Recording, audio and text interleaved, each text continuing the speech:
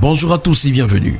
Nous démarrons cette nouvelle édition de la revue de la presse camerounaise de ce matin avec le quotidien Capitaux Public, Cameroun Tribune, qui nous renseigne que les collectivités territoriales décentralisées vont à l'assaut de l'enclavement. Pour intervenir plus efficacement et plus rapidement sur le terrain, plusieurs régions et communes se sont dotées de matériel de génie civil, ce qui permet notamment d'assurer l'entretien routier et de relever le défi de l'assainissement. Des investissements qui s'opèrent parfois alors que toutes les conditions ne sont pas toujours réunies. Par exemple, la question des ressources humaines et celle de la maintenance.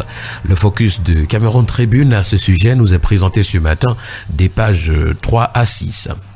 Avec le quotidien L'Œil du Sahel, c'est dans la localité de Lado que la pénurie d'eau révolte les populations. C'est une information à retrouver ce matin à la page 5. Pour le Messager ce matin, il est question de parler de l'affaire Anissé Ekane. Voici le corps de votre fils, martèle pour nous ce matin le journal. Après près de 3 mois de silence, de procédures et de douleur, les autorités ont finalement levé les restrictions sur la dépouille du président national du mouvement africain pour la nouvelle indépendance et la démocratie Manidem, ouvrant la voie à des obsèques longtemps empêchées. Le quotidien Vert Émergence qui en parle également ce matin, titre dépouille d'Anissé Ekane, levée des scellés. Il aura fallu près de 3 mois de constante pression de la famille, des conseils, des médias et autres pour qu'on en arrive, selon le journal ce matin. La Nouvelle Expression, pour sa part, ce matin, nous conduit au tribunal militaire où Yaoundé libère enfin la dépouille d'Ekane. Les scellés ont été levés ce lundi 23 février 2026 sur ordre du commissaire du gouvernement près le tribunal militaire de Yaoundé. Après des demandes insistantes de la famille, des avocats de la famille et des hommes politiques dont Jean-Michel Nitieux et Maurice Kamto ces derniers jours. Mais les résultats de l'autopsie ne sont toujours pas connus, nous renseigne ce matin en page 4 la Nouvelle Expression. Nous poursuivons le périple de ce matin avec le quotidien Mutation qui parle de prédation foncière et nous présente le golfe des convoitises. Le flanc droit de ce site stratégique situé au pied du mont Fébé à Yaoundé fait l'objet de destruction dans le cadre des travaux de lotissement autorisés par le tribunal de grande instance de Yaoundé. Le préfet du Foundi ordonne l'arrêt des opérations. C'est à retrouver ce matin à la page 5 du journal. Enseignement secondaire, on en parle également ce matin, c'est 3442 enseignants qui sont perdus de vue. À la grande une du bi-hebdomadaire Le Point ce matin, on titre « Scanning au port de Douala, SGS Transatlantique Sirius Ngo vers l'abattoir ». Là, c'est une interrogation et visiblement lâché par ses soutiens. Le DG du port autonome de Douala a fini par céder en suspendant partiellement et jusqu'à nouvel ordre les opérations d'inspection par scanner des flux conteneurisés par la société transatlantique DSA. Des sources confidentielles, le brave Sirius risquerait d'être emporté par la pleine tempête politique qui entoure cette nébuleuse de scanning des marchandises. Selon certains observateurs, l'on redoute qu'il subisse le même sort que l'un de ses prédécesseurs, Emmanuel Etoundi, sacrifié à l'autel des intérêts partisans. Le Point étale pour nous ce matin à la page 11. Nous continuons en économie avec d'ailleurs le premier quotidien économique de la zone CEMA qui s'intéresse au Cameroun. Le journal d'économie nous renseigne que le groupe français Aegis se retire.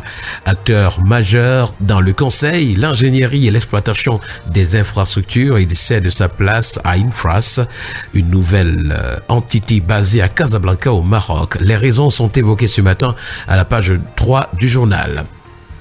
Avec le quotidien EcoNews, on s'intéresse au Minmeat avec un communiqué qui ne vaut pas un carat d'or. Faut-il voir dans le récent rappel à l'ordre du ministère des Mines, de l'Industrie et du développement technologique, une reprise en main ou un simple coup de bluff, c'est une interrogation. Et pour l'expert Bareja Youmsi, la traçabilité vantée par Yaoundé n'est qu'un écran de fumée.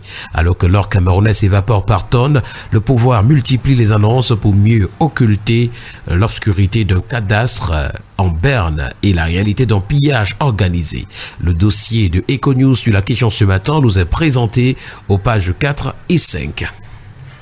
Nous continuons ce matin avec le quotidien Info Matin qui parle d'adduction en eau potable et nous fait savoir que plusieurs autres quartiers de Yaoundé sont désormais connectés. Avec le quotidien Éco-Santé ce matin, on parle de féminicide. C'est 212 femmes assassinées entre 2023 et 2026 au Cameroun. Et selon les chiffres, 69 femmes assassinées en 2023, 77 en 2024, 54 entre janvier et avril 2025, déjà 12 depuis le 1er janvier 2026. Et derrière cette litanie macabre de chiffres officiels et de comptages citoyens, c'est tout un pays qui bascule dans l'horreur silencieuse. Avec le tri hebdomadaire, la météo ce matin, on parle de vente promotionnelle. C'est le Mincommerce qui lance la deuxième phase des caravanes.